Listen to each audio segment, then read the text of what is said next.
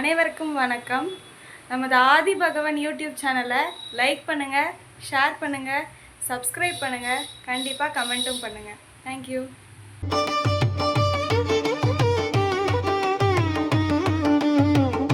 मोक्ष मार्गस्य नेतारं भेतारं कर्म भूभृतां यातारं विश्वतत्त्वानां वन्दे तद्गुणलब्धये वन्दे तद्गुणलब्धये. அருமையான ஒரு இறைவணக்க பாடல் செல்வி அன்ஷிகா ஸ்ரேனிகன் லண்டன் மாநகரில் இருந்து பாடியிருந்தார். எந்த ஒரு குழந்தை எந்த ஒரு பாடல, சமண பாடல அல்லது தீர்த்தங்கரரை பகவானை போற்றும் பாடலை பாடும் பொழுதோ ஒரு மகிழ்ச்சியினுடைய வெளிப்பாடு எல்லாருக்குமே இருக்கும். அதுவும் இந்தியா விட்டு வெளியே இருக்கிறாங்க, அங்கேயும் இந்த சம்ஸ்காரம், அந்த சமண போதனை, அதுவும் அந்த குழந்தை தெளிவாக நல்ல உச்சரிப்புடன் அருமையா அந்த குழந்தை இன்னைக்கு பாடிந்து ரொம்ப ரொம்ப அருமை. வாழ்த்துக்கள் ஹன்ஷிகா ஸ்ரேனிகன். உங்களுடைய இந்த முயற்சி தொடரணும். இத போல எல்லா குழந்தைகளும் சமண அற பண்பாட்டோடு, இந்த சம்ஸ்காரத்தோடு அந்த நம்ம வளரணும் இந்த குழந்தைகள். இன்றைய இந்த இறைவனுக்கு பாடல் நிகழ்ச்சி மிகுந்த மகிழ்ச்சியை தருகிறது. இப்போ நம்ம சுவாத்தியாயத்துக்கு போலாம். சென்ற வகுப்புல தத்துவார்த்த சூத்திரத்தின் ஆச்சாரிய உமாசுவாமி அவர்கள் எழுதியுள்ள படைத்துள்ள தத்துவார்த்த சூத்திரம் எனும் மோக்ஷ சாஸ்திரம், இந்த நூலின் 4வது அத்தியாயத்தை பற்றிய சர்ச்சையை நாம் இங்கு துவங்கி இருக்கிறோம். தேவகதியை பற்றிய சர்ச்சையை இங்கு ஆச்சாரியர் துவங்கி இருக்கிறார். மேல் உலகம் பற்றிய சர்ச்சை, அதான் ஊர்துவ லோகம் என்று வடமொழியில் சொல்வதுண்டு. ஊர்துவம் என்றால் மேலே இருப்பது, ஊர்துவம் என்றால் மேலே மேலே இருப்பது என்று பொருளாகும். ஊர்துவ லோகம், ஊர்துவ லோகத்தில் இது இந்த தெரிய உலகம் இருக்கு பாருங்க, நாம் இருக்கிறது தெரிய உலகம். இத சாதாரண இந்து புராணங்கள் மர்த்திய உலகம் என்று கூறுவது, அதுவும் ஒரு வடமொழி சொல் தான். இந்த தெரிய உலகம் இருக்குது பாருங்க, இத புராணங்கள்ல, இந்து புராணங்கள்ல இத மர்த்திய உலகம், மனிதன் வாழும் உலகம் மர்த்திய அப்படி, அல்லது யார் மரணிக்கிறார்களோ அவர்கள் வாழும் உலகம் அது மர்த்திய உலகம் என்று கூட அவர்கள் அழைக்கிறார்கள். இந்த தெரிய உலகத்திற்கு மேலே இருக்கும் ஊர்துவ லோகத்தை பற்றிய சர்ச்சையை நாம் இங்கு துவங்குகிறோம். முதல் சூத்திரத்தை நாம் இங்கு படிக்கலாம். கொஞ்சம் முன்னுரைய முன்றைய வகுப்பிலேயே நாம பார்த்தோம். இப்போ தொடர்ந்து நாம ஒவ்வொரு சூத்திரமா நம்ம இந்த நூலுடைய இந்த 4வது அத்தியாயத்தினுடைய சூத்திரங்களை பார்க்கலாம். தேவாஸ் சதுர்ணிகாயா, தேவர்கள் 4 வகைகளாக, 4 வகையாக அறியப்படுகின்றனர். இதுல தேவாக என்றால் தேவர்கள் என்று பொருளாகும். சதுர் என்றால் 4 என்று பொருளாகும். நிகாயாக என்பதன் பொருள் என்ன என்றால், இதுல நான் ஒரு நூலை ரெஃபர் பண்றேன். இந்த நூல் ரொம்ப அருமையா இருக்கு. யார் இந்தியெல்லாம் படிக்கிறீங்களோ அவங்க எல்லாம் இந்த நூலை கூட ரெஃபர் பண்ணலாம். இது பண்டிதர் சேதனதாஸ்ஜி அப்படின்ற ஒரு தத்துவார்த்த சாரம் என்கிற ஒரு உரை நூலை இதற்கு எழுதியிருக்கிறார். ரொம்ப வால்யூம்னஸ், ரொம்ப விரிவா இருக்கிறது. இதுல பிரம்மச்சாரி கல்பனா பேன் அப்படின்றவங்க இத மொழிபெயர்த்திருக்கிறாங்க, இந்தியில மொழிபெயர்த்திருக்கிறாங்க. அந்த நூல் டெல்லியில இருந்து பப்ளிஷ் ஆயிருக்குது. அதுல விரிவா ஒவ்வொன்றுத்துக்கும் அருமையா கொடுத்திருக்கிறாங்க. மற்ற 10 அத்தியாயத்துக்குமே ஒரு 4 வால்யூமா இந்த கிரந்தம் வெளிவந்திருக்கிறது. இதுல இந்த காயாக, அந்த ஒவ்வொரு சொல்லுக்கும் பொருள் என்ன முதல்ல பார்த்துடலாம், அதுக்கப்புறம் அர்த்தம் என்னன்றதையும் நம்ம மீண்டும் பார்க்கலாம். காயா என்றால் பல வகை பிரிவுகளை உடைய ஒரு சமூகம், சமுதாயம் என்று இதற்கு பொருள் கொள்கிறார்கள். பல வகை பிரிவுகளை உடையவர்கள். இந்த தேவர்கள்லாம் இருக்கிறாங்க பாருங்க. இப்ப நீங்க பவனவாசின்னு எடுத்துக்கிங்களாலோ அல்லது வெந்தரவாசின்னு எடுத்துக்கிங்களாலோ ஜோதிஷ்கன் எடுத்துக்கினாங்களோ அல்லது வைமானிகன் எடுத்துக்கினாங்களோ இந்த 4 வகை பிரிவுகள் இருக்கின்றன. இதுதான் வந்து இந்த தேவர்கள் இருக்கிற தேவர்கள்ல 4 பிரிவு. பவனவாசி, வெந்தரவாசி, ஜோதிஷ்கர் மற்றும் வைமானிகன். இதுலயும் உட்பிரிவுகள்லாம் நிறைய இருக்கு. இப்படி பல வகை உட்பிரிவுகளை உடைய சமூகம் அல்லது சமுதாயம், அதுதான் வந்து காயாகா என்று குறிப்பிடுகிறார்கள். இப்படி தேவாஸ் சதுர்ணிகாயாக என்பதன் பொருள் என்ன என்றால் தேவர்கள் 4 வகைப்படுவர். பவனவாசி, வெந்தரவாசி, ஜோதிஷ்கர் மற்றும் வைமானிகர் என்று 4 வகைப்படுவர். இதுதான் முதல் சூத்திரத்தினுடைய பொருள். தேவாஸ் சதுர்ணிகாயாக. இது படிக்கும் போது பொருள் படிக்கும் போது எப்படி படிக்கணும் அப்படின்னா தேவாக சதுஹு நிகாயாக. சொற்கள் ஒன்று கூடும் பொழுது இந்த சூத்திர வடிவில் வரும் பொழுது சில எழுத்துக்கள்லாம் வந்து மாறும். சமஸ்கிருத இலக்கண முறைப்படி அந்த விசர்க்கம் சொல்லுவாங்க, 2 டாட் போடுவாங்க, அது வந்து ஷாவா மாறும். அதுதான் தேவாஷ். தேவாஷ் சதுர் நிகாயா. சத்து அகைன் அப்புறம் ஒவ்வொரு இடத்துலயும் ஒரு மாதிரி மாறும். சத்துன்றதுலயே 2 டாட். சத்துனா சான்ஸ்கிரிட்ல 4ன்னு அர்த்தம். அப்புறம் எப்படி சூத்திரத்துல சதுர்னு எப்படி ஆயிடுச்சு? அந்த 2 டாட் இருக்கு பாருங்க, விசர்கம் இருக்கு பாருங்க, அது ரேஃபா மாறிடும் அப்படின்னுவாங்க. ரேஃப்ன்றது எதை சொல்றாங்க அப்படின்னா, உங்களுக்கு ஒரு இதுக்காக தான், புரிதலுக்காக தான் சொல்றேன். அந்த டாட் வந்து ரேஃபா மாறுதுன்னா அதாவது ஆஃப் ரா, அதுதான் ரேஃப் அப்படின்னு சொல்லுவாங்க சமஸ்கிருத மொழியில. சதுர் அந்த இது வந்து மேல போகும். சதுர் அப்படின்றது பாருங்க, நீங்க ஹிந்தி புத்தகம் யாராவது வச்சிருந்தீங்கன்னா அதுல பார்க்கலாம். அந்த சதுர்ன்றது வந்து ரா வந்து மேல போகும், கீழே அதாவது எழுத்துக்களோட வராது. சோ இப்படி தேவாஷ் சதுர் நிகாயாக என்பதன் பொருள் என்ன என்றால் தேவர்கள் 4 வகைப்படும். பவனவாசி, வெந்தரவாசி, ஜோதிஷ்கர் மற்றும் வைமானிகர்கள் என்று 4 வகைப்படும். அடுத்ததாக ஆதித்தः த்ரிஷு பீத அந்த லேஷ்யாः. இது வந்து பிரிச்சு படிக்கிறது முதல். ஆதித்தः த்ரிஷு பீத அந்த லேஷ்யா என்பது சூத்திரம். ஆதித்த த்ரிஷு அப்படின்னா முதல் 3 வகை தேவர். ஆதித்தன முதல்ல இருந்து, த்ரிஷு என்றால் 3 வகை. முதல் 3 வகை தேவர்கள் யாரு? பவனவாசி, வெந்தரவாசி மற்றும் ஜோதிஷ். இவங்க தான் முதல் 3 வகை தேவர். ஆதித்தக முதலிலிருந்து, த்ரிஷு 3, முதலிலிருந்து 3னா முதல் 3 வகை தேவர். ஆதித்தக த்ரிஷு பீதாந்தலேஷ்யாக. முதல் 3 வகை தேவர்கள் பீதலேஷை வரை உடையவர்கள். பீதலேஷை வரை உடையவர்கள் அப்படின்னா என்னது? 6 லேஷைகளுடைய வரிசை என்ன? 6 ஷட் லேஷ்யா என்று கூறுவதுண்டு வடமொழியில். 6 லேஷைகள் என்று கூறுகிறோம். அதுல கிருஷ்ண, நீல, காபூத, பீத, பத்ம, சுக்ல, இது 6 லேஷம். பீதாந்த அப்படின்னா பீத்த வரலும் எடுத்துக்கணும்னு வச்சோம். அதாவது பீத்த லேஷை வரலும் எடுத்துக்கணும் அப்படின்னு, அதுதான் கடைசி. அப்படின்னா அது வரலும் எடுத்துக்கணும் நீங்க. அதாவது 6ல எங்க பீத்த லேஷை வருதோ அது வரலும் எடுத்துக்கணும், மற்றதை விட்டுணும்னு அர்த்தம். அதுக்கப்புறம் இருக்கிறத விட்டுணும்னு அர்த்தம். அப்படின்னா என்ன ஆச்சு? அப்படின்னா என்ன பொருளாச்சு? கிருஷ்ண, நீல, காபூத, பீத்த, அப்படின்னா 4 தான் எடுத்துக்கணும்.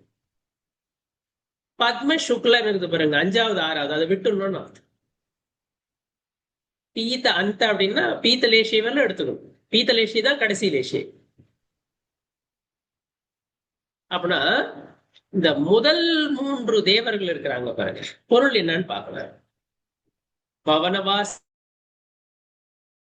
வெந்தரவாசி, ஜோதிஷ்கர், முதல் 3 வகை தேவர்கள். ஆதித்த த்ரிஷு அப்படின்னு சொன்னாங்கல்ல, முதல் 3 வகை தேவர்கள். அவங்க வந்து பீதலேஷை வரை உடையவர்களாக இருக்கிறார்கள். அப்படின்னா என்ன அர்த்தம்? பவனவாசி, வெந்தரவாசி, ஜோதிஷ்கர் இவங்களுக்கு கிருஷ்ணலேஷே இருக்கும், நீலலேஷே இருக்கும், காப்போதலேஷே இருக்கும், பீதலேஷே இருக்கும். இதுலயே இந்த பர்யாப்த நிலையில என்ன, அபர்யாப்த நிலையில எப்படி இருக்கும் அப்படின்றத பத்தி நாம அப்புறம் பேசலாம். பொதுவா மேலோட்டமாக பார்க்கும் பொழுது பவனவாசி, வெந்தரவாசி, ஜோதிஷ்க தேவர்கள் இவர்களுக்கு கிருஷ்ணலேஷை, நீலலேஷை, காபோதலேஷை மற்றும் பீதலேஷை. இப்போ லேஷைனா என்ன? நீங்க நிறைய இடங்கள்ல வந்து நிறைய கோயில்கள்லாம் இப்ப நீங்க பாக்குறீங்க. நீங்க தபோ நிலையத்துல எனக்கு நினைவு இருக்குது, மற்ற எந்த இடங்கள்ல இருக்குது, நிறைய இடங்கள்ல பார்த்திருக்கிறேன். எனக்கு தபோ நிலையம் ஒரு நினைவு வருது. தபோ நிலையத்துல புன்னூர் மலையில கோயில்ல அந்த 6 லேஷைகளுடைய படம் நீங்க வால் பெயிண்டிங்கா பார்த்திருப்பீங்க. அது போல நிறைய கோயில் இன்னும் கூட நிறைய இடங்கள்ல இருக்கிறது. அதுல பாத்தீங்கன்னா ஒரு மரத்தினுடைய படம் இருக்கும், ஒரு வால் பெயிண்டிங் வரைஞ்சி வச்சிருப்பாங்க. அதுல ஒருத்தன் வந்து மரத்தினுடைய வேரை வெட்டிக்கிட்டு இருப்பான், ஒருத்தன் கலையை வெட்டிட்டு இருப்பான், ஒருத்தன் சிறு கலையை வெட்டிட்டு இருப்பான், சரிங்களா? ஒருத்தன் வந்து என்ன பண்ணுவான்னா இந்த பழ கொத்து இருக்குது பாருங்க, ஃபார் எக்ஸாம்பிள் எது கொத்து கொத்தா தொங்குதோ, ஏன் நீங்க இதுலாம் சொன்ன பாத்தீங்கன்னா கூட மாங்காய் எல்லாம் கூட கொத்து கொத்தா ஒரு கொத்துல 5, 6 அது போல கூட கொடுத்துருக்குல்ல. சோ அந்த கொத்து அப்படியே பறிப்பான் ஒருத்தன் என்ன பண்ணுவான்னா மரத்து மேலேயே உட்காந்துக்கிட்டு அதுல எது பழுத்து போயிருக்குதோ அதை மட்டும், அந்த நீங்க அந்த படத்துல பாத்தீங்கன்னா அடுத்த முறை பாத்தீங்கன்னா இன்னும் கொஞ்சம் கவனமா அதை பாருங்க, தரிசனம் பண்ணிட்டு பார்க்கும் பொழுது அது இன்னும் கொஞ்சம் கவனமா பாருங்க. நிறைய நீங்க பார்த்திருப்பீங்க நிறைய பேரு. நீங்க லேசைகள் பத்தி படிச்சவங்களும் நிறைய பேர், இதுல சுவாத்தியாயம் பண்றவங்க, ஆகமம் படிக்கிறவங்க நிறைய பேர் இருக்கிறீங்க. இதுல ஆகமம் கேட்பவர்கள் நிறைய பேர், சுவாத்தியாயம் பண்றவங்க, டெய்லி சுவாத்தியாயம் பண்றவங்க நிறைய பேர் நீங்க இருக்கிறீங்க. சோ இப்படி இன்னொருத்த என்ன பண்ணுவான்னா கீழே விழுந்திருக்கிற அந்த பழத்தை மட்டும் பொறுப்போம். இது 6 லேசைகளை எடுத்து சொல்றதுக்கு அருமையான ஒரு எடுத்துக்காட்டு. இந்த கிருஷ்ண இத முதல் 3 லேசை, முதல்ல லேசை என்ன, இந்த வடமொழியில என்ன சொல்றது அப்படின்னா, இந்த லேசைகள் அப்படின்னா கஷாய அனுரஞ்சித பரிணாமம் என்று கூறுவது. கஷாயம் அதாவது துவர்பசை உணர்வுகள். துவர்பசை உணர்வுகள் என்றால் குரோதம், மானம், மாயை, லோபம், அதாவது சினம், அகங்காரம், சூழ்ச்சி, லோபம்ன்றது வந்து பேராசை. இப்படிப்பட்ட இந்த உணர்வுகள்லாம் இருக்கு பாருங்க, அது ஆன்மாவுக்கு ஏத்த உணர்வுகள் கிடையாது, ஆன்மாவினுடைய உணர்வுகள் கிடையாது, ஒரிஜினல் வெளிப்பாடு கிடையாது இந்த உணர்வுகள்லாம். இது ஆன்மா வந்து தன் நிலை பிறழ்ந்து இருக்கும்போது இதெல்லாம் வெளியாகுது. ஆன்மா தன்னில் இருக்கிறது கிடையாது. அந்த நேரத்துலதான் இந்த குரோதம், மானம், மாயை, லோபம், சினம், அகங்காரம், சூழ்ச்சி, பேராசை, இப்படிப்பட்ட இந்த உணர்வுகள் விகார பரிணாமங்கள் என்று கூறுவது உண்டு. ஏனென்றால் இவை ஆன்மாவிற்கு உரியவை கிடையாது, ஆன்மாவினுடையது கிடையாது. ஆன்மா தன் நிலை பிறழும் பொழுது, ஆன்மா மாசுபடும் பொழுது, ஆன்மா தன் ஞான குணத்திலிருந்து விலகும் பொழுது, ஆன்மா தன்னில் ஆழாது இருக்கும் போது எப்படி வேணாலும் நீங்க எடுத்துங்க, இப்படிப்பட்ட இந்த கஷாய உணர்வுகள், துவர்பசை எண்ணங்கள் வெளிப்படுகின்றன. அந்த நேரத்துல என்ன ஆகுது அப்படின்னா பரிணாமங்கள் வந்து மாசடைஞ்சிடும். கஷாயங்கள் காரணத்தினால, தோற்பசை எண்ணங்கள் காரணத்தினால பரிணாமம் நம்மளுடைய அந்த நேச்சுரல் என்ன குவாலிட்டியோ, நேச்சுரல் பரிணாமம் என்னவோ, அதாவது எண்ண ஓட்டங்கள் எப்படிப்பட்டவையோ, ஞான குணம், தர்ஷன குணம், இதுதான் உண்மையான பரிணாமம். அதுல இருந்து நாம வந்து விலகிறோம். அப்படி கஷாயத்தின் காரணத்தினால நாம நம்ம நிலையில இருந்து பிறழ்ந்துடுறோம், நம்ம நிலையில இருந்து விலகிடுறோம். ஆன்மாவிற்கு உரிய அந்த இயற்கையான அந்த ஞான தர்ஷன குண வெளிப்பாடு இல்லாம போயிடுது. செயற்கையா அந்த கஷாய குணங்கள் நம்மள ஆக்கிரமிச்சிடுது. நாம கஷாயத்துக்கு ஆட்பட்டுடுறோம். நாம வேற மாதிரி ஒரு ஆட் பிஹேவியர், அது நமக்கு உரியது கிடையாது. அக்செப்டபிள், ஆன்மாவுக்கு அக்செப்டபிள் பிஹேவியர் கிடையாது. ஏற்கத்தக்க ஒரு இது கிடையாது, செயல்பாடு கிடையாது. இப்படி கஷாயத்தின் காரணத்தினால ஆன்மாவினுடைய பரிணாமங்கள் மலினம் அடையும், மாசடையும். அப்படி கஷாயத்தின் காரணத்தினால இந்த பரிணாமங்கள், எண்ணங்கள் மாசடைதல், மலினமடைதல், அதைதான் லேசை என்று கூறுவோம். அதுலயே அந்த லேசைகள் கஷாயம் எல்லா நேரத்திலையும் ஒரே மாதிரி ஸ்கேல்ல நீங்க வச்சு அளந்தீங்கன்னு வச்சுங்க, எல்லா நேரங்களுடைய நம்ம பரிணாமங்கள், நம்ம கோவப்படுறோம்னா சில நேரங்கள்ல ஒரு 5 செகண்ட் கோவப்பட்டு விட்டுருவோம், சில நேரங்கள்ல 1 நிமிஷம், சில நேரங்கள்ல 2 நிமிஷம், சில நேரங்கள்ல 5 நிமிஷம், சில நேரங்கள்ல கோவம் 24 மணி நேரம் கூட இருக்கும். நீங்க வெளிப்படுத்தணும்னு அவசியம் கிடையாது. உள்ளவே நம்ம தனக்குள்ளேயே பேசிக்கிறோம் இல்ல, யார் மேலேயாவது இருக்கிற கோபத்துல தனக்குள்ளேயே நம்ம நிறைய நேரம் பேசிக்கிறோம் பாருங்க.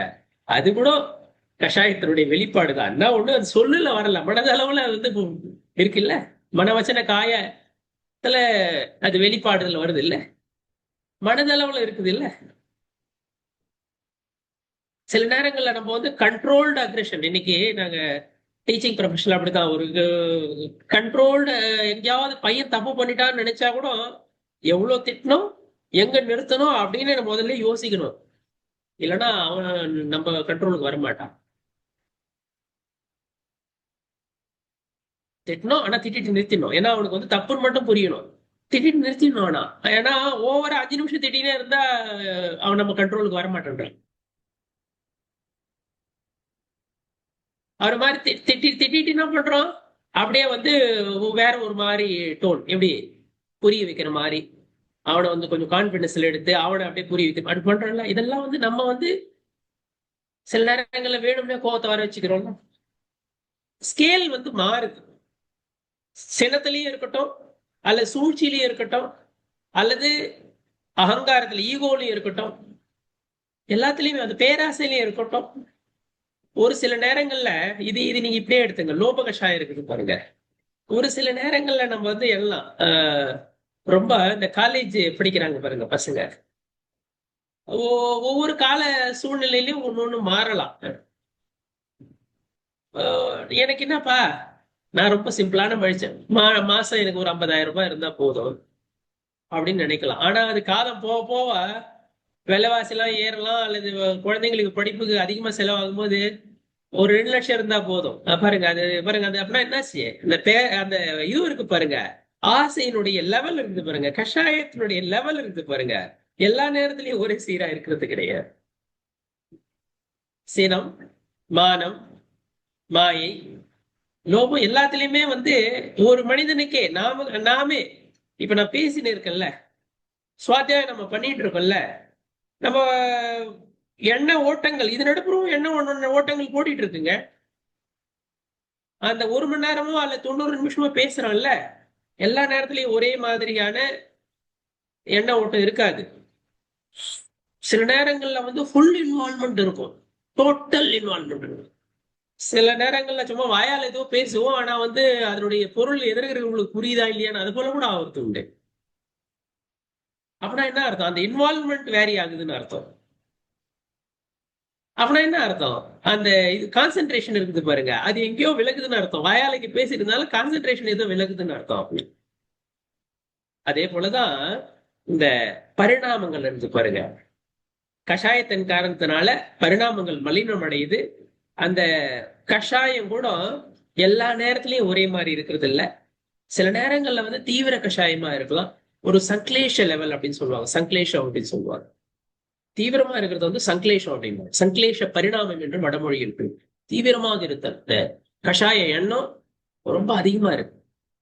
அதாவது எவ்வளவு கஷாயம் அதிகமா இருக்குது அப்படின்னா அதை வந்து இருக்கிறதுல டார்கஸ்ட் கலரை குறிப்பிடுறாங்க. இந்த கலரை வச்சு வந்து அந்த பரிணாமங்களை குறிப்பிடுறாங்க.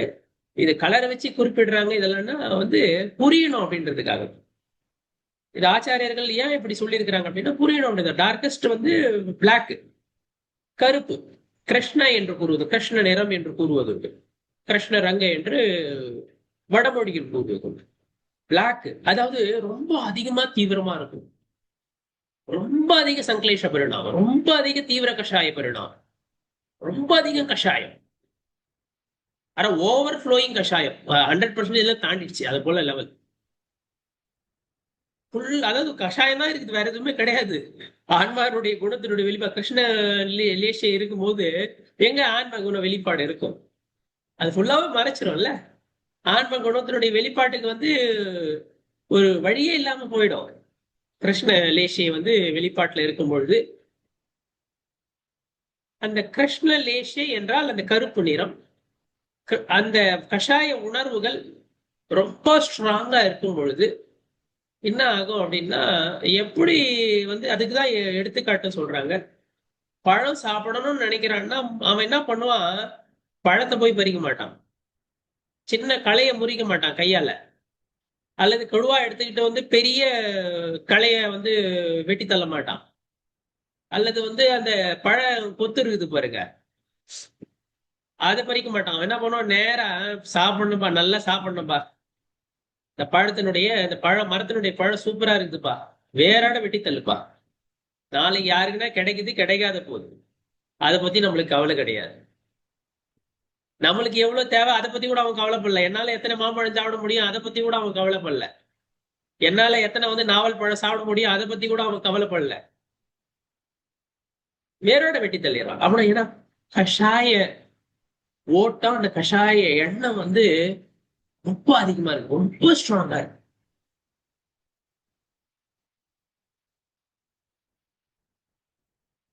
சில பேர் நாங்க இந்த குழந்தைகள்ல வந்து அசஸ் பண்ணும்போது சில குழந்தைகள் என்ன ஆகுன்னா, இது வந்து இந்த எமோஷனல் இம்பேலன்ஸ் ரொம்ப அதிகம் இருக்கும் குழந்தைங்களுக்கு. சில பேர்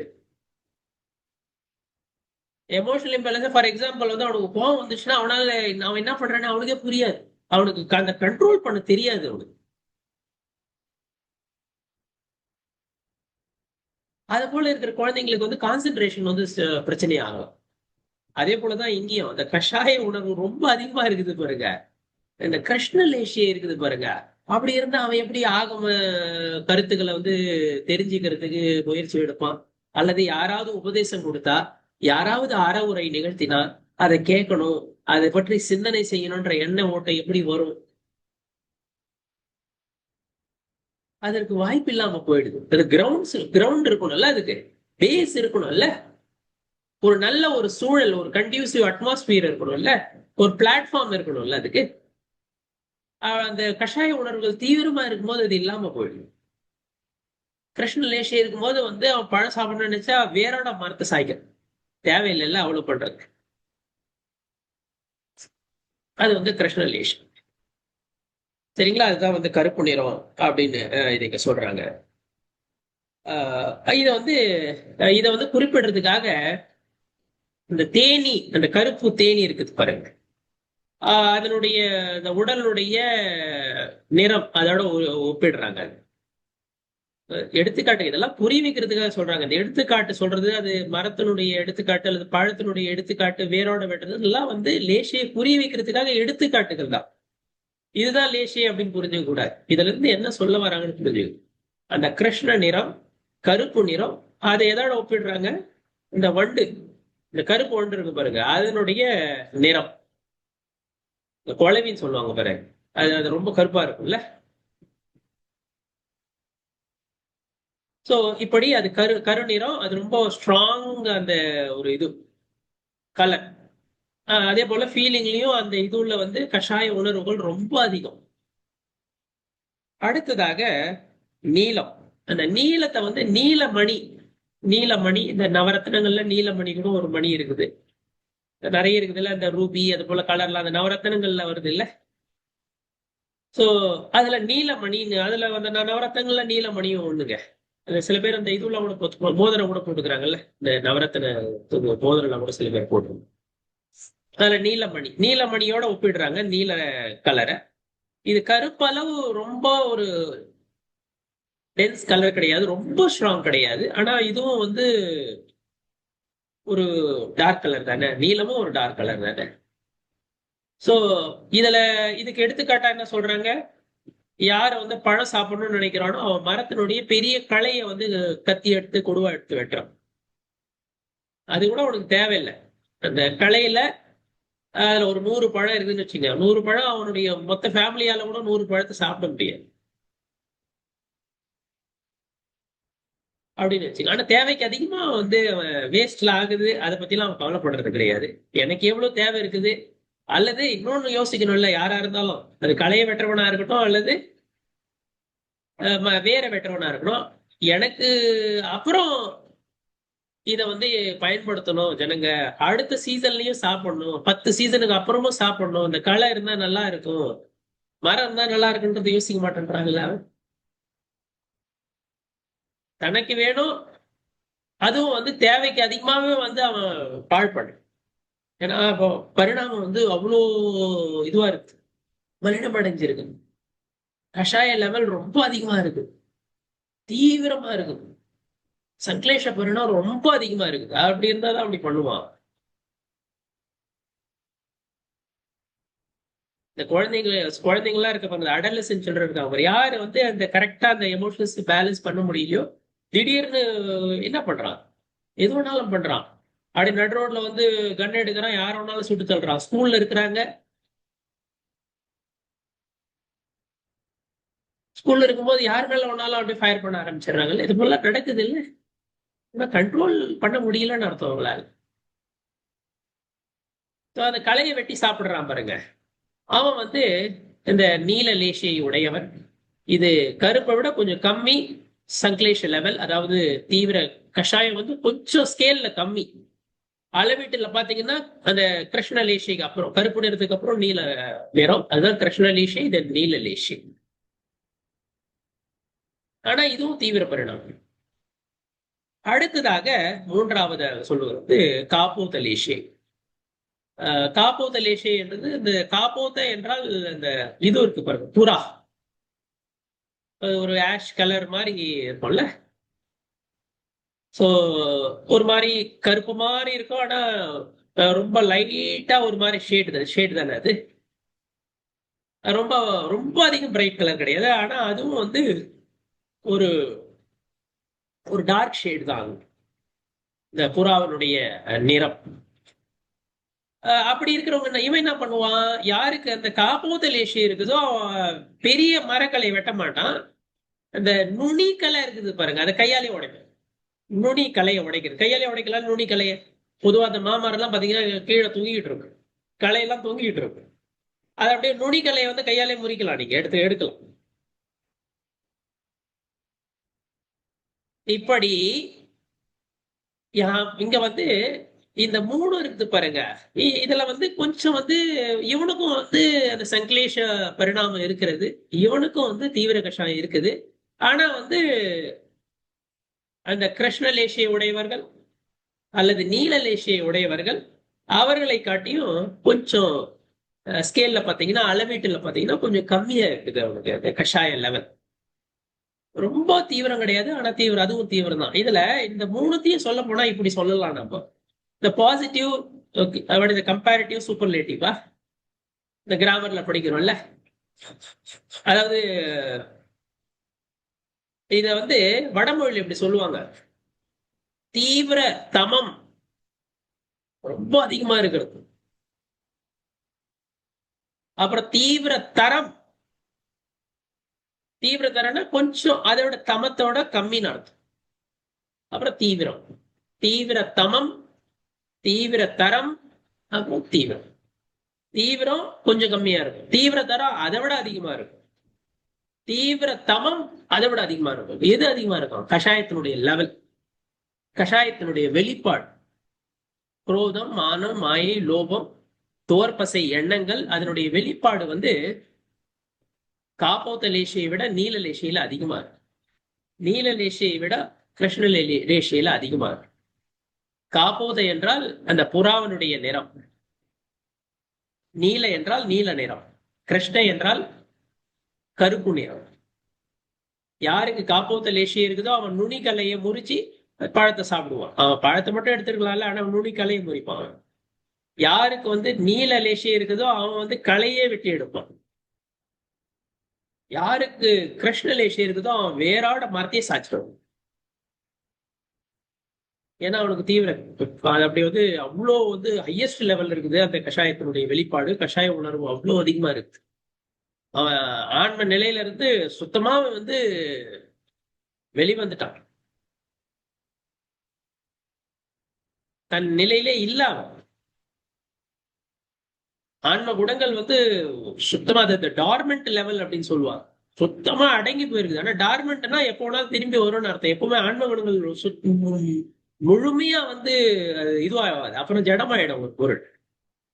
இந்த வால்கனைஸ் எல்லாம் வந்து எரப்ட் ஆகுது இல்ல, அதுல இல்ல சில ரூல்ஸ் எல்லாம் கூட இருக்குது, கவர்மெண்ட் ரூல்ஸ். அதெல்லாம் டார்மெண்ட் லெவல் அப்படின்னு சொல்றது. அடங்கி போயிருக்கும், எப்போ வேணாலும் வெளியே வரலாம். ஆன்ம குணங்கள் அந்த லெவல்ல போயிடுச்சு அவனுக்கு. அதாவது கஷாய உணர்வுடைய வெளிப்பாடு மட்டும்தான் அதிகமா இருக்கு. ஆன்ம குணங்கள் வந்து வெளிப்பாட்டிலேயே இல்ல சுத்தமா இல்ல. அது பாருங்க, அருமைங்க. யார் இது பண்ண ஷேர் பண்றது ரொம்ப அருமை. இது பாருங்க, இது நிறைய இடங்கள்ல நீங்க பார்த்திருப்பீங்க. சோ இந்த கஷாய உணர்வுகளுடைய வெளிப்பாடு இது உண்மையிலேயே வந்து ஒரு சிந்தனைக்கு நம்ம எண்ண ஓட்டங்களை நம்ம கண்ட்ரோல்ல வச்சுக்கிறோமா? ஒரு சில நேரங்கள்ல எண்ண ஓட்டங்கள் வந்து அல்லது கஷாயத்தினுடைய வெளிப்பாடு நமக்கு இருக்குதுங்க. ஆனா அதை நம்ம எப்படி கண்ட்ரோல் பண்றோம்? எல்லா நேரமே கஷாயத்துல இருக்கக்கூடாது. ஒரு சில நேரங்கள்ல வெளிப்பாடுகள் வர்றது உண்டு உலகியல் வாழ்க்கையில. ஆனா எல்லா நேரம் வந்து அதையே சிந்திச்சுட்டு அந்த கஷாய உணர்வுகளே வந்து மூழ்கி இருக்கக்கூடாது. அதுல இருந்து வெளியே வரணும்.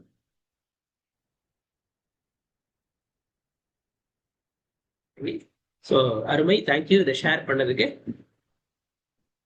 இப்படி இந்த 3 லேசிகள் இருக்குது பாருங்க, இத வந்து அசுப லேசிகள் சொல்றோம். கிருஷ்ண லேசை, நீல லேசை, காப்போத லேசை. இதுல பாக்குறீங்கல்ல, இத பாருங்க. இதுல ஒருத்த வந்து வேற வெட்டுறானா, ஒருத்த வந்து நுனிக்கலையை வந்து முறிக்கிறானா. பாருங்க, இவங்க வந்து நுனிக்கலையை முறிக்கிறாங்க. இந்த ரைட் சைட்லாம் பாருங்க. பாருங்க, அந்த பாருங்க கர்சர்னுடைய இது பாருங்க, கர்சர் வைக்கிறாங்க பாருங்க. இங்க பாருங்க, முழு கலையே வந்து வெட்டுறான் பாருங்க. சரிங்களா? சோ இது 3, இந்த முதல்ல இது 3 நம்ம பார்த்திருக்கிறோம். சோ இப்படி இது வந்து அசுப லேசைகள், இது அசுப பரிணாமம். இது கஷாயத்தினுடைய வெளிப்பாடு ரொம்ப அதிகமா இருக்குது. அப்படின்னா என்னது? அப்படி இருக்கும்போது, தீவிர கஷாயம் இருக்கும்போது ஆன்ம குணங்கள் வெளிப்படுறதுக்கு உண்டான வாய்ப்புகள் குறைவாயிடுது. அப்படின்னா என்ன அர்த்தம்? மோட்ச மார்க்கத்தினுடைய கதவு திறக்கிறது கூட ரொம்ப கஷ்டமா இருக்கும் அப்படி இருக்கும்பொழுது. சாதாரணமா நீங்க ஆகம நூல்கள் முன்னாடி இந்த குழந்தைங்க படிப்பு அது போல இல்லை, நாமளே கொஞ்சம் வேற எதனா புத்தகம் கூட படிக்கிறேன்னு வச்சுங்க, ஒரு நார்மல் ஒரு நாவலாவே இருக்கட்டும், அதுல கூட நீங்க வந்து ஒரு கான்சென்ட்ரேஷனோட பண்ணீங்கன்னா தான் அதை படிக்க முடியும், அந்த புத்தகத்தை படிச்சு முடிக்க முடியும். உங்களுக்கு கான்சென்ட்ரேஷன் இல்லைன்னு வச்சுங்க, உங்ககிட்ட கஷாய உணர்வுகள் அதிகமா இருக்குதுன்னு வச்சுங்க, அவங்க நீங்க டைவர்ட் ஆயிடுவீங்க, பண்ண முடியாது. உங்க ஒர்க் நீங்க டீச்சிங் பண்றீங்களோ அல்லது நீங்க இன்ஜினியரா இருக்கிறீங்களோ, டாக்டரா இருக்கிறீங்களோ அல்லது பிசினஸ் பண்றீங்களோ, எது பண்றீங்களோ நீங்க ரொம்ப கஷாய உணர்வுகள். ஏன் நீங்க சில நேரங்கள்ல பார்த்திருப்பீங்க, நிறைய பேரை நான் பார்ப்பேன், இந்த பிசினஸ் பண்றவங்க அல்லது ஈவன் ரொம்ப அதிகம் படிப்பறிவு இல்லாத தொழிலாளிகள் கூட அவன் கோவப்படுவான். ஆனா அந்த கோவத்தை எங்க காமிச்சு திருப்பி நான் வந்து காம்ப்ரமைஸ் ஆகணும்னு அவனுக்கு கரெக்டா தெரியும். ஏன்னா அவன் தொழில் போயிடும். தொழில கவனமா இருக்கிறோம், அதெல்லாம் கரெக்டா பண்ணுவான். எங்க வந்து கஷாயத்தை கண்ட்ரோல் பாருங்க, எவ்வளவு கவனமா இருக்கிறாங்க பாருங்க அந்த விஷயத்துல. ஏன்னா அப்ப தொழில கான்சென்ட்ரேட் பண்ண முடியாது, கஸ்டமரை எப்பவுமே வந்து இது பண்ண முடியாது இல்ல, அவருங்க அதெல்லாம் யோசிக்கிறாங்க. ரொம்ப அதிகம் சண்டை போட்ட வேலை செய்ய முடியுமா ரெண்டு பேரும்? அதாவது ஒரு கஸ்டமர்கிட்ட போயிட்டு. சோ இப்படி இத இங்க சொல்றாங்க. அடுத்ததாக 3 கஷாயங்கள். அது சுபலேஷை என்று கூறுவது உண்டு. அது ஏன்னா அங்க கஷாய உணர்வு இருக்குது பாருங்க, அது கொஞ்சம் குறைந்த நிலையில இருக்குது. ஸ்கேல்ல பாத்தீங்கன்னா கொஞ்சம் கம்மியா இருக்கும்.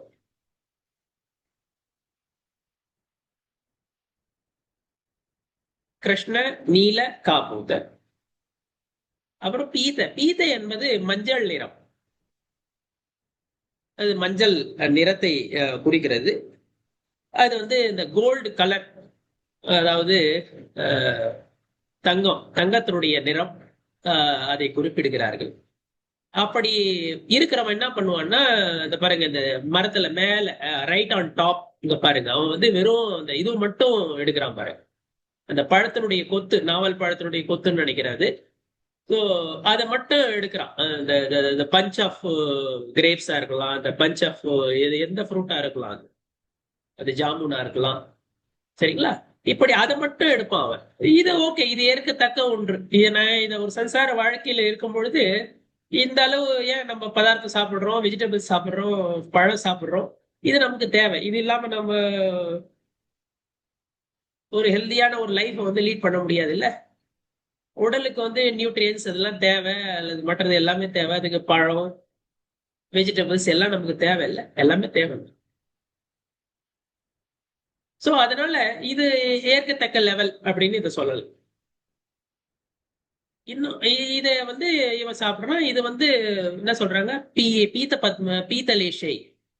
இத பத்தி தான் நம்ம பேசியிருந்தோம். அதாவது முதல் ஆதித்த திரிஷு அப்படின்னு சொன்னல. ஆதித்த திரிஷு என்றால் முதல் 3 தேவர்கள், பவனவாசி, வெந்திரவாசி, பீதாந்த லேஷம், பீத்தலேஷை. அதை பத்தி தானே பேசுறோம். 4வது லேஷம். இந்த முதல் 3 வகை தேவர்களுக்கு பீதலேஷை வரை இருப்பது உண்டு. அதாவது அவர்களுக்கு கிருஷ்ணலேஷை, நீலலேஷை, காபோதலேஷை மற்றும் பீதலேஷை அவை இருக்கலாம் அப்படின்றத நம்ம இங்க புரிஞ்சு. அடுத்ததாக நீல பத்ம. பத்ம என்பது இந்த லோட்டஸோட கலர், தாமரையினுடைய இந்த வெள்ளை தாமரை. இல்ல தாமரை நிறைய கலர்ல இருக்குல்ல, வெள்ளை தாமரை. அது நீங்க எக்ஸாக்ட்லி இது வெள்ளை கிடையாது. அது ஆக்சுவலி தாமரையினுடைய கலர் ஒரு மாதிரி கிட்டத்தட்ட நான் சொல்ல போனா இது கரெக்டான எனக்கு தெரியல. பாருங்க, இந்த சீலிங்க்கு ஒரு ஒயிட் அடிக்கிறோம் பாருங்க, அதுல ஒரு கலர் அது பேர் ஃபாகி ஒயிட். அது ஒயிட்லயே கொஞ்சம் டல்லா இருக்கும் உங்களுக்கு. சோ ஃபாகி ஒயிட் அப்படின்னா என்ன அர்த்தம்? அந்த ஒயிட்லயே கொஞ்சம் ஒரு டல்லான கலர் இருக்கு, ரொம்ப பிரைட் ஒயிட் கிடையாது. சோ அதே போல அதனுடைய தாமரையினுடைய கலர் இருக்கும் பாருங்க, அந்த தாமரையினுடைய கலர் எக்ஸாக்ட்லி பிரைட் ஒயிட் கிடையாது. வெள்ளை தாமரை அப்படின்னு தான் சொல்றது உண்டு நம்ம. இருந்தாலும் அதனுடைய தாமரையினுடைய கலர் ரொம்ப பிரைட் கிடையாது, ஒரு மாதிரி ஒரு டல் ஒயிட். அதுதான் அது தாமரையினுடைய நேச்சுரல் கலர். ஆக்சுவலி அதோட ஒப்பிடுறாங்க, அந்த நிறத்தோட ஒப்பிடுறாங்க. பத்ம. பத்ம என்றால் கமலம் என்ற பொருளா, அதாவது தாமரை என்ற பொருளா. பத்ம சரோவரம், இதெல்லாம் நீங்க ஆகமங்கள்ல நீங்க இதெல்லாம் கேள்விப்பட்டிருப்பீங்க இல்ல. ஈவன் மற்ற இலக்கிய நூல்கள்ல கூட இந்த பத்ம சரோவரம்ன்ற வார்த்தைகள் ஆளப்படுகின்றன. இப்படி மகாவீரர் முக்தி அடைந்த இடம் இருக்கு பாருங்க, அது ஆக்சுவலி ஒரு பத்ம சரோவரம் தான். அது அவர் முக்தி அடைந்த போது அது பத்ம சரோவரமா இருந்ததான்னு தெரியல. ஆனா அப்புறம் பாத்தீங்கன்னா அதுல அந்த தாமரை எல்லாம் இருக்கிறத நம்ம பார்த்திருக்கிறோம், நேராவும் பார்த்திருக்கிறோம். ஸோ இப்படி இந்த பத்ம லேஷை என்பது இது என்ன பண்றாங்க அப்படின்னா, மரத்துல இருக்கிற அந்த பழம் இருக்குது பாருங்க, அதுல எது பழுத்து இருக்குதோ அதை மட்டும் தான் எடுக்கணும். இது இன்னும் உத்தம். இது நீங்க ஒரு இது எக்ஸாம்பிளுக்காக சொல்றேன், இப்படி புரிஞ்சுங்க.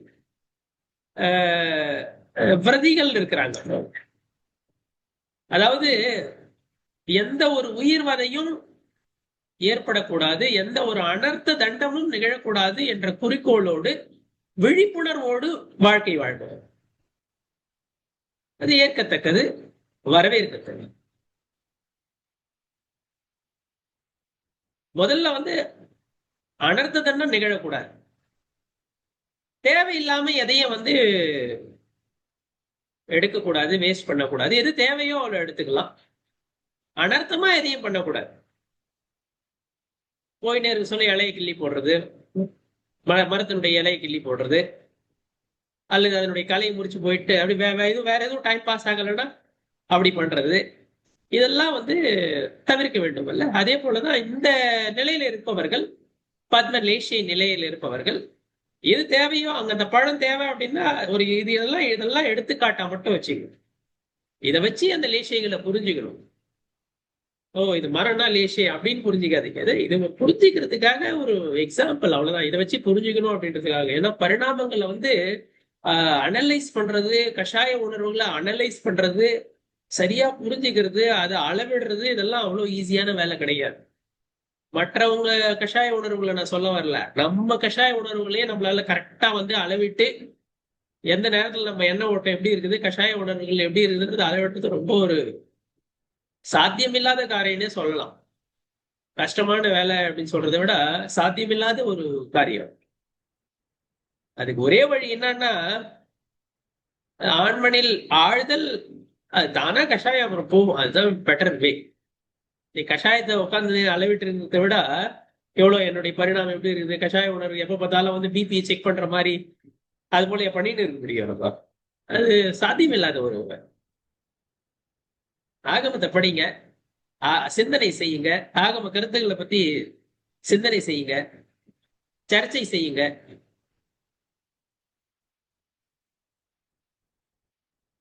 அது பெட்டரானவே. அது அந்த இன்வால்மெண்ட் வரும்போது கஷாயங்கள் வந்து இதுல பண்டிட் டோடர்மல்ஜி வந்து மோட்சமார்க்க பிரகாசகத்துல இந்த சுவாத்தியாயத்தினுடைய ஆகமம் ஓதுதல் அதனுடைய பயனை பத்தி சொல்லும் போது இதுதான் சொல்லுவாரு. ஆகமம் படிக்கிறதுனால அது வக்தாவா இருக்கட்டும் அல்லது ஸ்ரோதாவாக இருக்கட்டும், ஆகமத்தை எடுத்துரைப்பவர்களாக இருக்கட்டும் அல்லது கேட்பவர்களாக இருக்கட்டும், கஷாயம் தணிய வேண்டும். அதுதான் அதனுடைய பயனாக இருக்கும். நான் ஆகம சுவாத்தியாயம் பண்ணிக்கிட்டே இருக்கிறேன், ஆனா வந்து எனக்கு கஷாயம் தனியல அப்படின்னா இன்னும் ஆழ்ந்த ஆகம சுவாத்தியாயம் அல்லது இன்னும் ரொம்ப முழு முனைப்போடு ஆகம சுவாத்தியாயம் இன்னும் இல்லை அப்படின்னு இன்னும் முயற்சி செய்துக்கிட்டே இருக்கணும்னு அர்த்தம், விட்டுணும்னு அர்த்தம் கிடையாது. இப்படி அப்புறம் சுக்லலேஷை. சுக்லலேஷை என்பதை இந்த சங்கு அதனுடைய நிறத்தோடு ஒப்பிடுகிறார்கள். சங்கு வந்து இந்த பிரைட் ஒயிட், ஆக்சுவலி ரொம்பவே தெளிவான ஒரு நிறம். இத வந்து ஒப்பிடுறதுக்காக தான் இந்த கீழே பாருங்க, ஒருத்தர் வந்து இந்த பழத்தை பொறுக்கிறாரு. அவங்க வந்து மரத்துல இருந்து எது கீழே விழுந்து இருக்குதோ, பழுத்த பழம் விழுந்திருக்குதோ அதை மட்டும் எடுத்து சாப்பிடுற மாதிரி. இன்னைக்கு நாம யாரும் மரத்துல இருந்து நேரா மரத்துக்கிட்ட போறது கூட கிடையாது. சிட்டில இருக்கிறவங்க மோஸ்ட்லி அப்படிதான், எல்லாம் கடையில இருந்து தான் வாங்கிட்டு வரோம். நம்ம எங்க மரத்துக்கிட்டே போறோம். இதெல்லாம் எடுத்துக்காட்டுக்காக அப்படி சொல்லியிருக்கிறாங்க. இதை வச்சு நம்ம அந்த கஷாய உணர்வுகளை நம்ம புரிஞ்சுக்கணும். அதுக்கேற்ற மாதிரி ஒரு சில நேரங்களை யோசிச்சு பார்க்கணும். என்னுடைய கஷாய உணர்வு எந்த லெவல்ல இருக்குது? நான் 5 வருஷமா சுவாத்தியாயம் பண்றேனா, 10 வருஷமா சுவாத்தியாயம் பண்றேனா? என்னுடைய கஷாய உணர்வுல எதனா மாற்றம் வந்து இருக்கிறதா? நான் வேற வெட்டுறவனா, கலைய வெட்டுறவனா, நுனிகளைய முறிக்கிறவனா, அல்லது பழங்கொத்த எடுக்கிறவனா, அல்லது பழுத்த பழத்தை எடுக்கிறவனா, அல்லது கீழே விழுந்ததை போற எந்த நிலையில நான் இருக்கிறேன் அப்படின்றத நம்மை நாம் சோதித்து பார்க்கணும். இந்த கடைசியாக மூன்று சொன்னாங்கல்ல, பீதலேஷை, பத்மலேஷை மற்றும் சுக்லலேஷ். சுக்ல என்றால் வெண்ணிறம் என்று பொருளாகும். சுக்ல என்றாலே வடமொழியில சுக்ல என்றாலே சுக்ல தியானம், இதெல்லாம் நீங்க கேள்விப்பட்டிருப்பீங்க. அங்கேயும் வந்து அந்த ஆழ்ந்த தியானம், அரஹந்தர் நிலையில வந்து அந்த சுக்ல தியானம் எல்லாம் நிகழுது. அதுலயே பல பிரிவுகள், அது நம்ம தத்துவ சூத்திரத்திலேயே இன்னும் மேலும் படிக்கும் போது அதெல்லாம் படிக்க போறோம். இந்த சுக்ல என்ற சொல் சுக்ல தியானம் அதெல்லாம் நீங்க கேள்விப்பட்டிருக்கீங்க. சுக்ல என்பது அந்த வெண்ணிறம் வெள்ளை நிறம் அதை குறிப்பிடுகிறது. இதுல வந்து வெண்ணிறம் வெள்ளை நிறம் எப்பவுமே வந்து ஒரு அது வந்து அப்பழுக்கற்ற ஒரு நிறம். சரிங்களா? அதுல வந்து எந்த ஒரு அழுக்கும் கிடையாது. எந்த ஒரு கஷாய உணர்வுகளும் கிடையாது அப்படின்னு. சரிங்களா? இப்படின்னு இத இங்க சொல்றாங்க. இதுலயும் நீங்க அப்படி பாத்தீங்கன்னா இதை இப்படி எடுத்துக்கலாம். அது வந்து அசுபம், அசுபத்தரம், அசுபத்தமம். இதுல கிருஷ்ண நீல காப்பூத்தன். இந்த காப்பூத்தன்றது வந்து அசுபம், அசுபலேஷி. நீலன்றது வந்து அசுபத்தரம். அதை விட கொஞ்சம் அதிகமான ஒரு கஷாய உணர்வு. இது காப்போத்த லேசியை விட. அப்புறம் கிருஷ்ணன்றது வந்து அசுபத்தமம், எக்ஸ்ட்ரீம் லெவல், அது சூப்பர்லேட்டிவ், ரொம்ப அதிகமா இருக்கும். இதெல்லாம் ஏன் அப்படி நீங்க பார்க்கலாம். சுபம், சுபதரம், சுபத்தமம், இது வந்து சுபலேசிகள். ஏன்னா இதுல வந்து அந்த கஷாய உணர்வுகள் கம்மி உள்ளது. இதுல எது சொன்னாலும் வந்து நீங்க தத்துவோபதேசம் பண்ணா உடனே கிரகிச்சுக்கிற ஒரு பல இடங்கள்ல ஆகமங்கள்ல பல விதத்துல சொல்லியிருக்காங்க. பாத்திரம் அறிந்து தானம் செய்வாயா, நீ பாத்திரம் அறிந்து உபதேசம் செய்வாயா. நீங்கள நானா இருந்தோம்னா சிங்கத்துக்கு போய் நம்ம உபதேசம் பண்றதுக்கு நம்ம வந்து முனைப்பு காட்டுவோமா? காட்டுல போயிட்டு சிங்கம் எதற்கு வருது, வா நம்ம போய் உபதேசம் பண்ணலாம் அப்படின்னு நம்ம முனைப்பு காட்டுவோமா? ஆனா அங்க சாரண ரிதிதாரி முனிவர்கள் இறங்கி வராங்க. ஆனா அவங்க வந்து அவதி ஞானத்தால் அறிகிறாங்க, இந்த ஜீவனுக்கு வந்து காலலப்தி இருக்குதுன்னு அறியறாங்க. அதனால அவங்க வராங்க. நம்மளுக்கு எந்த ஒரு அவதி ஞானமும் இல்லை, அதனால அந்த ரிஸ்க் நம்ம எடுக்க மாட்டோம்ல. எந்த ஒரு சிங்கத்துக்கு போய் உபதேசம் கொடுப்போமா நம்ம? ஏன்னா அது எந்த ஒரு சிங்கம் வந்து அந்த உபதேசத்தை ஏத்துக்குமா அப்படின்றது நமக்கு டவுட்டா இருக்குல்ல. நம்மளதான் அடிச்சு சாப்பிடணும் அப்படின்னு நம்ம நினைக்கிறோம்ல. அதனால அது பண்றது கிடையாது. இப்போ அந்த யார் வந்து சுபலேஷியில இருக்கிறாங்களோ அவங்க வந்து ஆகம தத்துவ சர்ச்சை, சுவாத்தியாயம், சிந்தனை, தர்ம சிந்தனை, விரதம், உபவாசம், இது எல்லாம் மேற்கொள்வாங்க. ஏன்னா பரிணாமங்கள் வந்து அப்படி வந்து ஒரு நல்ல நிலை இருக்கிறது. அந்த கஷாயம் வந்து தனிந்து இருக்கிறது, கிட்டத்தட்ட தனிந்த நிலை. அதாவது ரொம்ப அதிகம் அந்த ஸ்ட்ராங்கான சங்கிலேஷ பரிணாமம் போயிடுச்சுனாலே வந்து அந்த கஷாயம் தனிந்த நிலைன்னு ஏன் சொல்றாங்க புரியுதுங்களா? முழுசுமா இன்னும் அழியல, அதுதான் தனிந்த நிலை.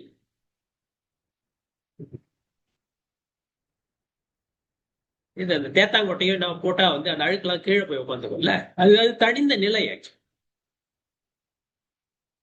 அழுக்கு வெளியே போல, ஆனா கீழே போய் உட்காந்துடுச்சு. அதே போலதான் இங்க வந்து அந்த கஷாயம் வந்து கம்மியா இருக்குது, கஷாயத்தினுடைய வெளிப்பாடு கம்மியா இருக்கு. அப்படின்னா என்ன இருக்கும்? மென்டல் பேலன்ஸும் பெட்டரா இருக்கும், கொஞ்சம் அண்டர்ஸ்டாண்டிங்கும் பெட்டரா இருக்கும், சொல்றதையும் புரிஞ்சுக்கும், உபதேசம் கொடுத்தாலும் அந்த ஜீவன் புரிஞ்சுக்கும். பீதலேசிய உடையவர்கள் அந்த சுபலேசியை உடையவர், பத்மலேசிய உடையவர்கள் சுபதரம், அதை விட இன்னும் கொஞ்சம் மேன்மையான நிலை. அப்புறம் சுக்லலேசை இருக்கிறதுலயே ஒரு மேன்மையான நிலை, அது சுபதமம் என்று கூறுவது உண்டு. இப்படி 3 லேசைகள், முதல் 3 லேசைகள் கிருஷ்ணலேசை, நீலலேசை, காப்பூதலேசை, இவை அசுபலேசைகள். நீலலேசை, பீதலேசை, பத்மலேசை, காப்பூதலேசை, இவை சுபலேசைகள். ஏனென்றால் இந்த கஷாயத்தினுடைய அந்த அடர்த்தி இருக்கு பாரு, தோற்பசை, அந்த பரிணாமங்கள், எண்ணங்கள், அது வந்து அதனுடைய அடர்த்தி கம்மி, அதனுடைய டென்சிட்டி கம்மி. இங்க வந்து உபதேசம் பண்ணாலும் அல்லது தான உபதேசம் சில நேரங்கள்ல தானா கூட வந்து ஆகமத்தை படிச்சு அந்த ஜீவன் வந்து அது முக்தி பாதைக்கு செல்லலாம், நல்வழிப்படலாம், மோட்ச மார்க்கத்தில் ரொம்ப முனைப்புடன் செயல்பட்டு மேலேறலாம்.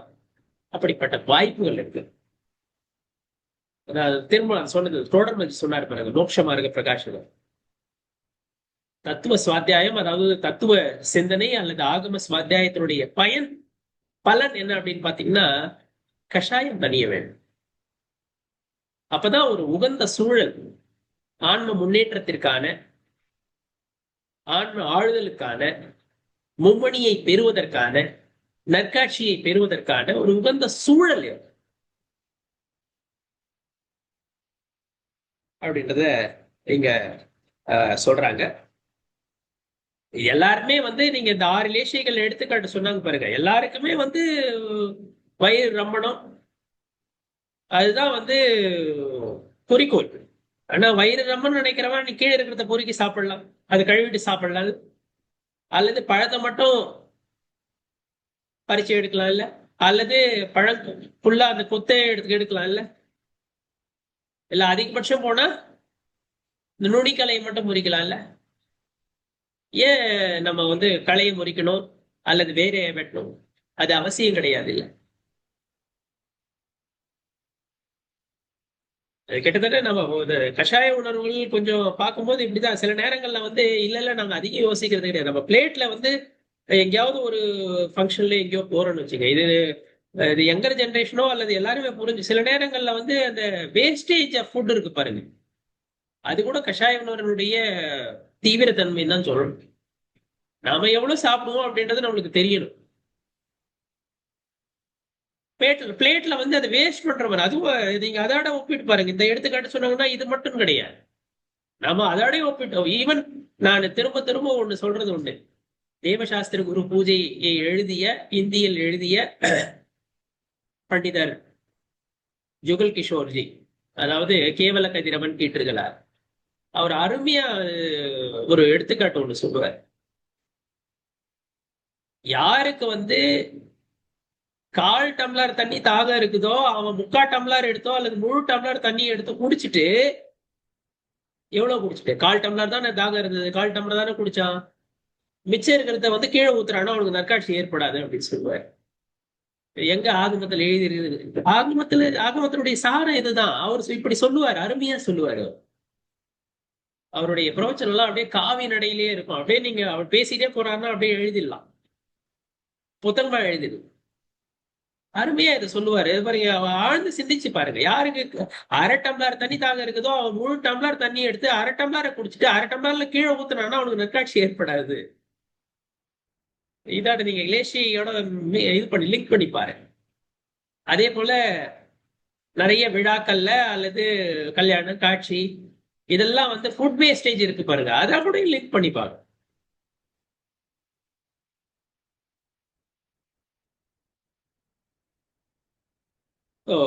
இப்படி இங்க இதுல ஒரே ஒரு குறிப்போட இந்த சூத்திரத்தினுடைய இந்த பொருள் இத பார்த்துட்டு அதுக்கப்புறம் அடுத்த சூத்திரத்துக்கு நாம டைம் என்னாச்சு? ஓகே, ஒரு 10 மினிட்ஸ்ல அதை எடுக்கிறேன். அதுக்கப்புறம் அடுத்ததாக இதுல இந்த பவனவாசி, வெத்தரவாசி மற்றும் ஜோதிஷ்கள் இருக்காங்க பாருங்க. இவங்களுக்கு இந்த பர்யாப்த நிலை, பர்யாப்த உங்களுக்கு தெரியும் 6 பர்யாப்திகள்லாம் இருக்கிறது. அந்த பர்யாப்த நிலையில பீதலேஷியம் மட்டும்தான் இருக்கும். அதாவது கஷாயம் ரொம்ப தீவிரமா இருக்காது, பர்யாப்த நிலைக்கு வந்துட்டாங்க. ஆனா அபர்யாப்த நிலையில இருக்கும் பொழுதுதான் இந்த அசுப லேசைகள் 3 இருக்கும் அப்படின்றாங்க. இவங்க பர்யாப்த நிலைக்கு வரும்பொழுது அந்த பீதலேசை மட்டும்தான் இருக்கும். பர்யாப்த நிலையில இருக்கும் பொழுது அவங்க அவங்களுக்கு அந்த பீதலேசை தான் இருக்கும் அப்படின்றதையும் இங்க குறிப்பிட்டு சொல்றாங்க. அடுத்த சூத்திரத்துல இப்படி இந்த சூத்திரம் பார்த்துட்டோம்ல, ஆதிதஸ் திரிஷு பீதாந்த லேசியாக என்பதன் பொருள் என்ன என்றால், முதல் 3 வகை தேவர்களுக்கு பீதலேசை வரை இருப்பது உண்டு என்பது இதன் பொருளாகும். முதல் 3 வகை தேவர்கள் என்றால் பவனர், வெத்திரர் மற்றும் ஜோதிஷ்கர். பீதாந்த என்றால் பீதலேசை வரை என்று பொருளாகும். பீதலேசை வரை என்று பொருளாகும். அதுக்கு என்ன பொருள்? கிருஷ்ண நீல காபோத பீத, இது 4 கஷாயம் இருக்கும் அப்படின்றது அது வரலும் இருக்கும். அப்படின்னா என்ன அர்த்தம்? அவனுக்கு பத்மலேசியம் சுக்லலேசியம் இல்லைன்னா அதையும் நம்ம புரிஞ்சுக்கணும். இப்பொழுது தேவர்கள் தேவர்கள்ல வந்து நிறைய பிரிவுகள் இருக்கிறாங்க. இதெல்லாம் நான் எங்க பிரிவுகள்லாம் வந்து அங்க ரொம்ப டீட்டெயிலா நான் போகிறது கிடையாது.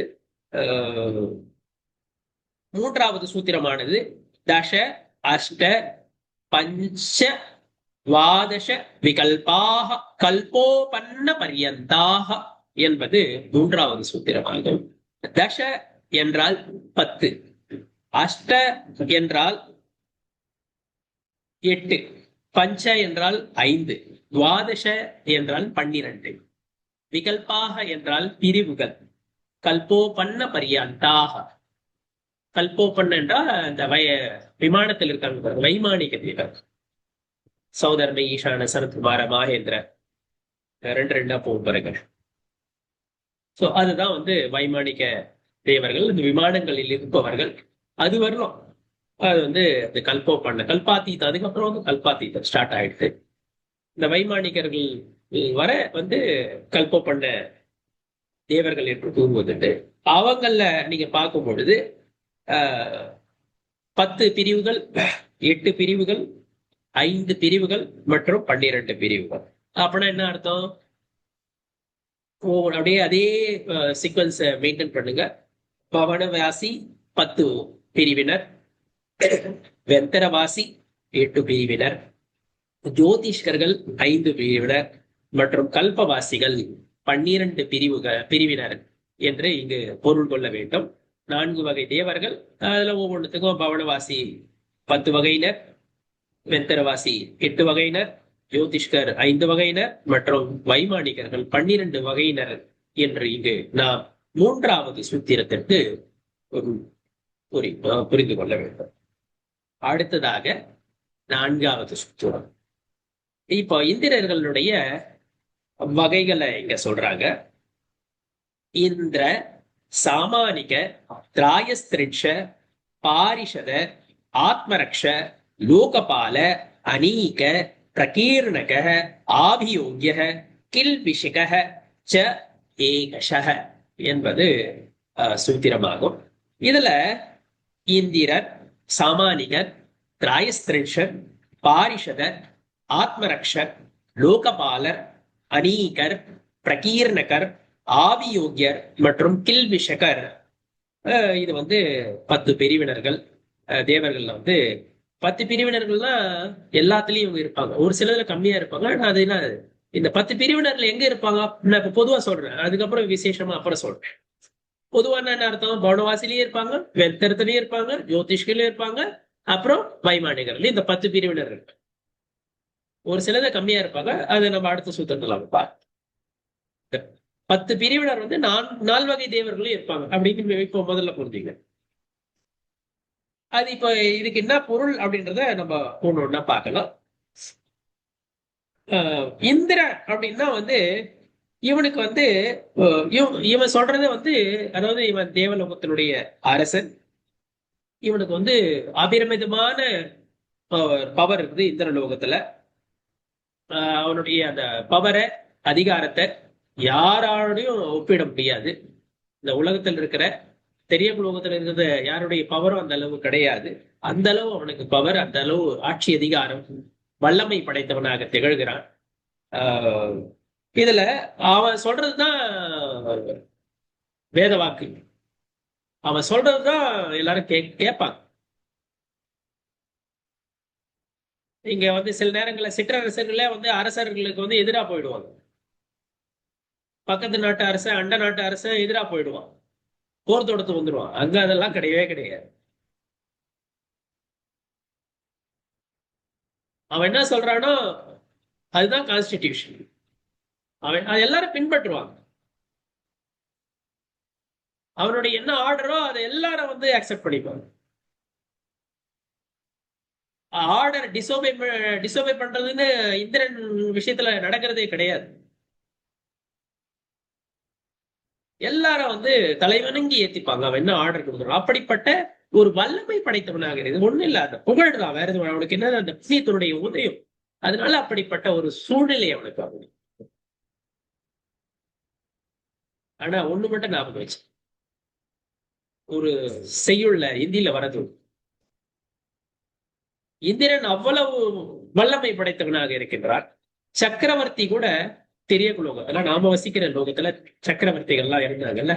சலாகா புருஷர்கள்ல வந்து தீர்த்தங்கரர், சக்கரவர்த்திகள், காமதேவர்கள், நாராயணன், பிரதிநாராயணன் இவங்கெல்லாம் இருந்தாங்க. சக்கரவர்த்தி கூட ரொம்ப வல்லமை படைச்சு. ஆனா சம்யக் திருஷ்டி இருக்கிறான் பாருங்க, சர்க்காட்சியானவர் தான். அவனுடைய எண்ண ஓட்டம் எப்படிப்பட்டது தெரியுமா? இந்திரனுடைய போகம், இந்திரனுக்கு வாய்க்கப்பட்டிருக்கும் போக பொருட்கள், சக்கரவர்த்திக்கு வாய்க்கப்பட்டிருக்கும் போக பொருட்கள். சக்கரவர்த்திக்கும் பெருமிதமானது, அவருடைய சேனை எவ்வளவு பெருசு, அதெல்லாம் அவர் எத்தனை பட்டத்து அரசிகள், இதெல்லாம் நீங்க கேள்விப்பட்டு,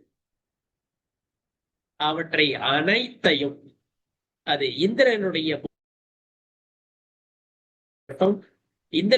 வல்லமையாக இருக்கட்டும், இந்திரனுக்கு வாய்க்கப்பட்டிருக்கும் போக பொருட்களாக இருக்கட்டும், சக்கரவர்த்திக்கு கிடைத்திருக்கும் செல்வ செழிப்பாக இருக்கட்டும், அனைத்தையும் அவன் காக்கையின் கக்கை என்று கருதுகிறான். யாரு? நற்காட்சி. செல்வ செழிப்பா அவன் மதிக்கிறதே கிடையாது, அதை துச்சமா நினைக்கிறான். ஏன்னா அவனுடைய ஈர்ப்பு வந்து போக பொருட்கள் மீது கிடையாது. அவனுடைய ஈர்ப்பு மொத்தம் வந்து தன்னுள்ளதான் இருக்கு, ஆண்மனில் தான் இருக்கு. அவன் உலகியல் சம்பந்தமான செல்வ செழிப்பை அல்லது புலனின்மங்களை, போக பொருட்களை, இந்திரிய சுகங்களை, இந்திரிய சுகங்களை அவன் பொருட்டாகவே எடுத்துக்கொள்வதில்லை. அவனுக்கு சக்கரவர்த்தியினுடைய போக பொருட்களாக இருந்தான்னா தீர்த்தங்கர் எந்த வீட்டுல பிறந்தாரு அதுவா இம்பார்ட்டன்ட். அவருக்கு வைராகியம் கிடைச்சது, அதுதானே இம்பார்ட்டன்ட். சக்கரவர்த்தி அவ்வளவு போக பொருள் இருந்தது. ரிஷபாச்சலத்துல போய் பேர் எழுதும் போது பார்த்தா அவருக்கு முன்னாடி அத்தனை தீர்த்தங்கர், அத்தனுடைய சக்கரவர்த்தியினுடைய பேர் எழுதிருக்கு. அவர் பேர் எழுதுறதுக்கு பரத சக்கரவர்த்தி இடத்தே காணுமா அந்த ரிஷபாச்சல மலையில. அப்படின்னா பாருங்க, செல்வ செழிப்புன்றது எத்தனையோ பேருக்கு இருந்திருக்கு. எத்தனையோ மில்லியனர், பில்லியனர், ட்ரில்லியனர் எல்லாம் இன்னைக்கும் இருக்கிறாங்க. இன்னைக்கு கூட இது ஏறிக்கினே போகுது. எண்ணிக்கை இப்பவும் பாத்தீங்கன்னா வேர்ல்ட் லெவல்ல டெய்லி ஏறிக்கினே போகுது. செல்வ செழிப்பு அதிகமாகின்னு தான் போகுது, கம்மியாவது. ஆனால் நம் வாழ்வை அல்லது வாழ்க்கை நெறியை நாம் எப்படி வாழ வேண்டும் என்பதை அளவிட்டு பார்ப்பதற்கு செல்வ செழிப்பா ஒரு அளவுகோலாக இருக்க வேண்டும். எவ்வளவு தேவையோ அவ்வளவு தேவையானதாக இருக்கலாம், அது தவறில்லை. நற்காட்சியாளனுடைய சிந்தனையை பாரு. அவன் சக்கரவர்த்தியினுடைய செல்வ செழிப்பையும் இந்திரனுடைய போக பொருட்களையும் அல்லது சுகபோகங்களையும் காக்கையினுடைய கக்கை என்று கருதுகிறான். அதை ஒரு பொருட்டாகவே அவன் எடுத்துக்கொள்வது. அப்படின்னா நற்காட்சியாளன் ஆகணுமா, இந்திரன் ஆகணுமா, சக்கரவர்த்தி ஆகணும்?